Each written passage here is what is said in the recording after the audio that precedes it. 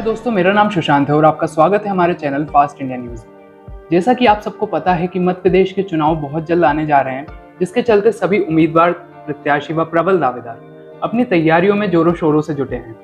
और इसी संबंध में आज हम आए हैं पथरिया विधानसभा, क्योंकि हमारा चैनल लगातार आपको दिखाता रहता है और मिलवाता रहता है कुछ नए और बेहतर चेहरों से। तो आइए इनसे बात करते हैं और जानते हैं जनता के प्रति इनके कुछ महत्वपूर्ण मुद्दों के बारे में और इनके विधानसभा क्षेत्र की वर्तमान स्थिति के बारे में।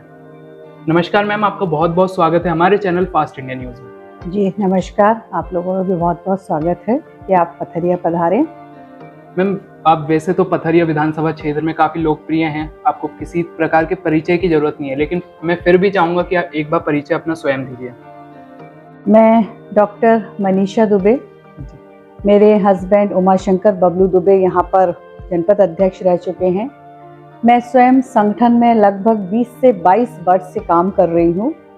2008 में मुझे कांग्रेस ने अपना उम्मीदवार भी यहाँ पर बनाया था, क्योंकि परिसीमन में उस समय हमारी सीट सामान्य हुई थी, उसके पहले रिजर्व थी। तो कुछ मतों से मेरा इलेक्शन मैं लूज कर गई थी, लेकिन उसके बाद भी जनता में हम लोग किन्हीं न किन्हीं माध्यमों से बने हुए हैं जी। और निरंतर संगठन के माध्यम से मैं कांग्रेस में काम कर रही। तो मैम, हम जानना चाहेंगे कि वो क्या कारण रहा जिसके चलते आपको ये महसूस हुआ कि आपको भी चुनावी मैदान में उतरना चाहिए। देखिए, हम लोग तो पैदा ही कांग्रेस में हुए हैं, मेरा पूरा परिवार कांग्रेसी है और 2008 में मैं विधानसभा का चुनाव लड़ भी चुकी हूँ। इसके पहले मेरी शुरुआत जो है वो सरपंच के चुनाव से हुई थी। मैं सरपंच का चुनाव भी लड़ी हूँ, जनपद का चुनाव भी लड़ी हूँ, जनपद अध्यक्ष का चुनाव भी लड़ी हूँ। और जो लोगों से जुड़ने का एक माध्यम रहता है, जो एक सेवा का एक माध्यम रहता है, वो हम लोग निरंतर चुनाव हारे या जीते लेकिन जनता के बीच में बने ही रहते हैं। इन्हीं कारणों से जब लगा कि हमारा क्षेत्र बहुत पीछे है, लोगों की मांग रही कि आप भी आगे आइए, आप भी मांग करिए, तो मैंने कांग्रेस से टिकट की मांग रखी। आपका कहने का मतलब है कि आप जनता की सेवा करने के लिए चुनाव लड़ रही हैं। जी। तो क्या आपको कुछ अनियमितताएं भी नजर आई जिसके चलते आपको महसूस हुआ कि आपको चुनाव लड़ना चाहिए? बिल्कुल, क्योंकि हमारा जो पथरिया विधानसभा है बहुत पिछड़ा हुआ क्षेत्र है। पहले ये रिजर्व था, 2008 में सामान्य हुआ। सामान्य होने के बाद भी जो जनप्रतिनिधि आए, जितना विकास यहाँ होना चाहिए उतना विकास यहाँ नहीं हुआ, जबकि आजू बाजू में हमारी जो विधानसभाएं हैं उनमें बहुत विकास हुआ। और आज जब हम छोटे छोटे गाँव में, कस्बों में घूमते हैं तो वहाँ जो लोगों की समस्याएं देखते हैं, छोटी छोटी सी समस्याएं रहती हैं कि मेरे राशन कार्ड नहीं बने, गाँव में सड़क नहीं बनी, गाँव में लाइट नहीं है, यहाँ हॉस्पिटल बनी हुई है लेकिन डॉक्टर नहीं है, सिस्टर नहीं है। तो जो आधारभूत लोगों की मांग रहती है वह भी यहाँ पर पूरी नहीं। उसको देख के बहुत तकलीफ होती है कि आम पब्लिक मतलब इन सब से अनभिज्ञ होकर अपने जीवन बिता रहा है। अभी कुछ समय पहले हम लोग एक गांव में गए थे, आप विश्वास नहीं करेंगे, थोड़ी सी बारिश हुई थी, हम लोग को उस गांव के अंदर घुसने में तकलीफ हो रही थी और जो गांव के लोग हैं वो रोज उस मार्ग से निकलते हैं। तो जब हम लोग जा रहे थे तो कुछ महिलाएं सड़क पे खड़ी हो गई और मुझे पूरी पथरिया में मनीषा भाभी के नाम से बुलाते हैं। तो कहने लगी, देखो भाभी, तुम्हें एक दिन में इतनी तकलीफ हो रही और हम लोग रोज निकला थे तेरे से। तो वो बात मन में चुभ गई कि यार वाकई में लोग तकलीफ में हैं और अगर हमें इनकी सेवा का अवसर मिले तो हमें करना चाहिए। मैम, जैसा कि आपने बताया कि आप लगातार जनसंपर्क कर रहे हैं, दावेदारी कर रहे हैं, तो जनसंपर्क भी जारी है आपका और आप गाँव में घूम रहे हैं, तो जनता के द्वारा आपको वो कौन कौन सी और मूलभूत समस्याएं सुनने को मिल रही हैं जिसका सामना वो रोजाना करते हैं? सबसे बड़ी समस्या तो जो ग्रामीण अंचल में, शहरों की विधानसभाएं बहुत आसान होती हैं, बाढ़ रहते हैं नजदीक के, लेकिन ग्रामीण अंचल में आज भी रोड नहीं बने हैं। कई जगह आप गाड़ी लेके चले जाइए, जो 20 किलोमीटर 30 किलोमीटर का सफर है आपको उसको तय करने में आधे से पौन घंटे लग जाएंगे। हॉस्पिटल नहीं है, डॉक्टर नहीं है, मरीजों को स्वास्थ्य सेवाएं किस प्रकार संचालित हो रही है आपके विधानसभा क्षेत्र में? बहुत ही पुअर है हमारे यहाँ स्वास्थ्य सेवाएं, हम स्पष्ट आपसे बोलेंगे। पथरिया लोकल में डॉक्टर हैं, अपन आजू बाजू के बड़े गांव में चले जाओ तो हॉस्पिटल बने हैं बाकायदा, लेकिन डॉक्टर नहीं, सिस्टर नहीं है, नहीं।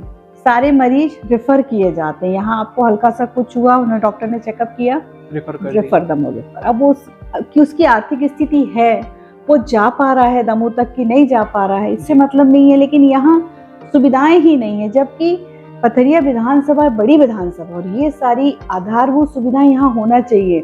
हमारे यहाँ कॉलेजेस, एक कॉलेज केवल है। यही चीज मैं पूछने वाला था कि देखा जाए तो आपके विधानसभा क्षेत्र में शिक्षा का स्तर किस प्रकार है? शिक्षा का स्तर भी हमारे यहाँ बहुत ही मतलब, एक गवर्नमेंट कॉलेज है, उसके यहाँ ना ITI है, ना मेडिकल कॉलेज है, ना नर्सिंग कॉलेज है। जबकि ऐसा नहीं है, पथरिया के बच्चे बहुत आगे जाते हैं, कई क्षेत्रों में आगे हैं। जो सरकारी स्कूल के टीचर्स हैं वो क्या नियमित रूप से आते हैं?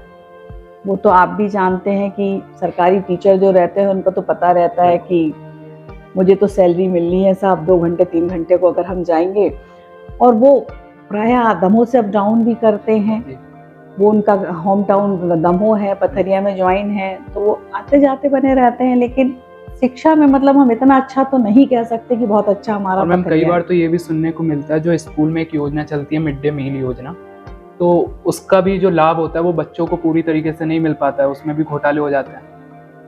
आप देखिए ना, उनका मेन्यू बना होता है कि मंडे को ये, ट्यूसडे को ये, वेडनेसडे को ये। आप कभी चेक करिए जाके क्या प्रॉपर वो मेन्यू फॉलो हो रहा है। उधर भी ये होता है ना कि जो खाना बनाने वाला है उसको 6-6 महीने से वेतन ही नहीं मिल रहा है, तो वो किस आधार पे वो महिलाएं काम करें? जो स्वयं सहायता समूह की महिलाओं को काम दिया गया है, अभी पूरी महिलाएं इकट्ठे होकर कुछ समय पहले पथरिया में आई हुई थी कि हम लोग को 4-4, 5-5 महीने से वेतन ही नहीं मिला है। हम लोग को जो खाद्यान्न देना हो तो वो अपने घर से लगा रहे हैं, उनको खाद्यान्न ही नहीं मिल रहा, तो कैसे वो बेहतर सेवाएं दे सकती है? और मैम कई बार ये भी देखा जाता है, आप ना सिर्फ आपकी विधानसभा क्षेत्र में, पथरिया में, दमोह में, बल्कि पूरे मध्य प्रदेश में ये देखने को मिलता है कि जो अन्ना जानवर है रोड पे यूं ही घूमते रहते हैं, जिसके कारण कई बार दुर्घटना के खतरे बढ़ जाते हैं। कई बार जो गोवंश होता है उनका भी नुकसान होता है और मानव की जान को भी हानि पहुंचती है। तो इस पे आपका क्या कहना है? देखिए, जब कमलनाथ जी की सरकार बनी हुई थी जी, तो उन्होंने सबसे पहले ये कहा था कि गौशालाएं बनना चाहिए और गायों को वहां रखें और उनके लिए। मैम गौशालाएं तो बना दी, लेकिन अब संचालित तो वो हो ही नहीं रही। नहीं, लेकिन वही मैं आपको कहना चाह रही कि गौशालाएं कुछ बन पाई, ना तो वो संचालित हो पाई, कांग्रेस सरकार चली गई। अब भाजपा की सरकार में ना तो वो गौशालाएं संचालित हो रही हैं, ना उनको कोई देखरेख करने वाला है, वो टूट रही है, वो रखी हुई है। पूरे जानवर, शाम होती है आप निकल जाइए, पूरे जानवर आपको रोड पे बैठे मिलेंगे और रोज दुर्घटनाएं हो रही हैं, रोज कोई ना कोई कहीं ना कहीं खत्म हो रहा है। लेकिन इस पे कोई ध्यान देने वाला नहीं है कि उन जानवरों को प्रॉपर हम गौशाला में छोड़ दें, या उन जानवरों को उठा के जो मालिक हैं गांव के भैया वो अपने ले जाएं गाय वहां पर। जो जानवर घूम रहे हैं उनको गौशाला में अगर खाने की व्यवस्थाएं हो, प्रॉपर देखरेख की व्यवस्थाएं हो, तो बहुत सी जानें बच सकती हैं जो रोज जा रही हैं कि नहीं कारणों से इन्हीं को लेते हुए। मैम एक और समस्या जो कि पूरे मध्य प्रदेश में ही है, मध्य प्रदेश में नहीं पूरे देश में ही है, कि बेरोजगारी के लिए आप क्या करना चाहेंगे? बहुत बड़ा मुद्दा है बेरोजगारी। सामान्य कमलनाथ जी हमारे, उन्होंने जो घोषणाएं की हैं उसमें एक ये घोषणा भी है युवाओं को, क्योंकि हमारे यहाँ के युवा पढ़ लिख जाते हैं। केवल एक यहाँ पर फैक्ट्री है नरसिंहगढ़ में, और उसमें भी लोकल के लड़कों को किसी को रोजगार नहीं मिला है, सारे लोग बाहर के लगे हुए हैं। ना तो यहाँ पर कोई फैक्ट्रियाँ हैं, ना तो यहाँ पर कोई रोजगार के साधन है। बच्चे किसी तरह से पढ़ लिख भी जाते हैं तो या तो उन्हें बाहर जाना होता है काम करने के लिए, या वो यहाँ पर पढ़ लिख के खेती किसानी करने लगते हैं। तो सरकार ने ये इस ओर बिल्कुल ध्यान ही नहीं दिया। ये बहुत बड़ा एक मुद्दा है, क्योंकि हमारे जो 18 से 20 वर्ष के जो युवा हैं, जो पढ़ लिख के तैयार हो रहे हैं, उनसे आज आप पूछने जाइए तो वो पढ़ के आके गांव में बैठे हुए हैं कि हम करें तो करें क्या। नौकरियां मिल नहीं रही हैं, इंटरव्यू ले लिए जाते हैं, पोस्टिंग नहीं हो रही है, परीक्षा हो गई है तो रिजल्ट नहीं आ रहे हैं। मतलब सरकार कुछ कर ही तो नहीं रही है युवाओं की। मैम जैसे कि हमने कुछ गंभीर समस्याओं के बारे में चर्चा करी आपसे, तो इन समस्याओं का निवारण करने के लिए जो वर्तमान विधायक हैं उन्होंने कोई प्रयास नहीं किया? हमारे यहाँ वर्तमान विधायक जो है वो बसपा से हैं जी, और मुझे तो नहीं लगता है कि ऐसे कुछ प्रयास या ऐसी कुछ योजनाएं गांव में लागू की गई हों या पथरिया में लागू की गई हों जिसमें अपन कह सके कि हमारी युवा लाभान्वित हो रहे हैं या हमारी महिलाएं लाभान्वित हो रही हैं। अब जैसे ये लाडली बहना योजना चल रही है जो, उसमें शिवराज सिंह जी महिलाओं को पैसा दे रहे हैं, 1200 रुपये दे रहे हैं, कहीं 1500 रुपये दे रहे हैं। अभी तो आप उनको दे रहे हैं, चुनाव के बाद क्या ये पैसा आप दे पाएंगे? इससे बेहतर होता कि आप उनको कोई रोजगार दे देते, आप उनको कोई छोटा रोजगार स्थापित कर देते, स्वयं सहायता समूह की महिलाओं को कुछ काम पकड़ा देते। चुनाव के वक्त ही उन्हें लाडली बहना योजना निकालनी थी। पूरी योजनाएं उन्हें चुनाव के समय तो याद आती है, 5 साल क्यों नहीं उन्हें याद आए?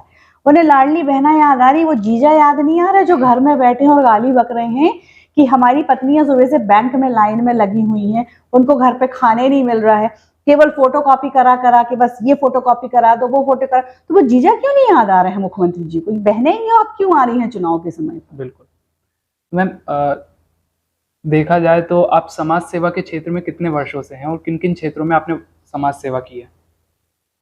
हम लोग, मेरा पूरा परिवार जी, मेरे पति स्वर्गीय उमाशंकर दुबे जी, उनका आप पथरिया विधानसभा में कहीं चले जाएं, किसी गांव में चले जाएं, उनका काम ही था केवल समाज सेवा करना। वो मतलब इतने यहाँ पर पॉपुलर थे लोगों के बीच में, गरीब जनता के बीच में, हर व्यक्ति की मदद करना। कोई गांव को आ जाए तो बिना खाना खाए नहीं जा सकता है, किसी की कोई समस्या है तो वो सुलझाना। तो पूरा हमारा परिवार ही शुरू से इसी काम में लगा रहा। हम लोग कांग्रेस के माध्यम से, संगठन के माध्यम से, स्वयं सहायता समूह के माध्यम से, छोटी छोटी स्कूल चला के माध्यम से हम लोगों ने बहुत सी कोशिश करी है कि लोगों को हम लोग जागरूक कर सकें, और हम लोग बहुत हद तक सफल भी हुए। मैं ये भी कहूँगी आज 250 से 300 स्वयं सहायता समूह की महिलाएं मुझसे जुड़ी हुई हैं। वो महिलाएं छोटे छोटे से अपने काम कर रही हैं, कहीं ना कहीं उनको ट्रेनिंग के माध्यम से, किसी के माध्यम से हम लोग ने लगा पाया।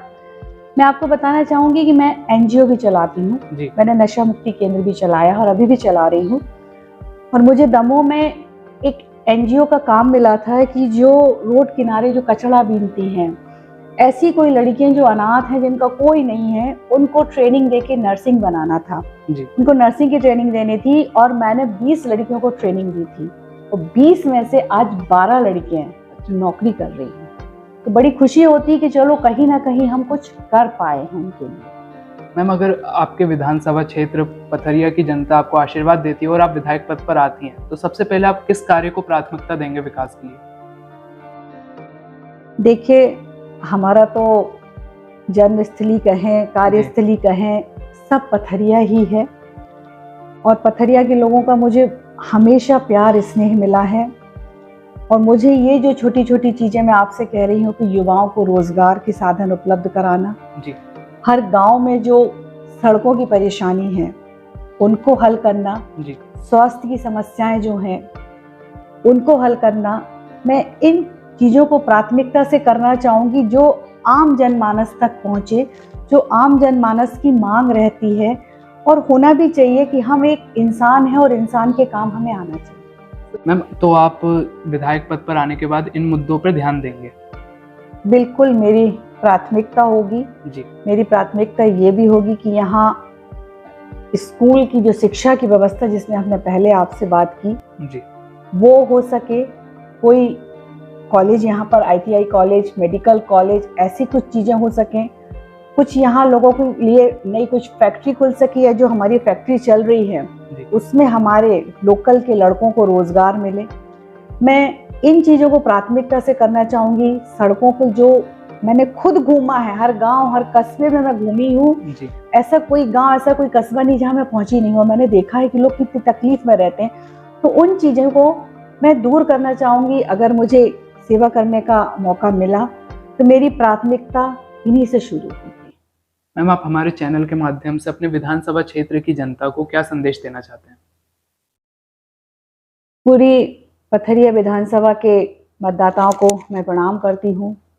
आपका प्रेम और आशीर्वाद सदैव मुझे और मेरे परिवार को मिला है, और मुझे पता है कहीं ना कहीं आप मुझसे जुड़े हुए हैं। अगर मुझे पार्टी मौका देती है तो मैं आपकी हूँ, और नहीं देती है तो मैं आपकी हूँ। मेरा लक्ष्य जीवन भर आपकी सेवा करना है, आपके बीच में रहना है। धन्यवाद।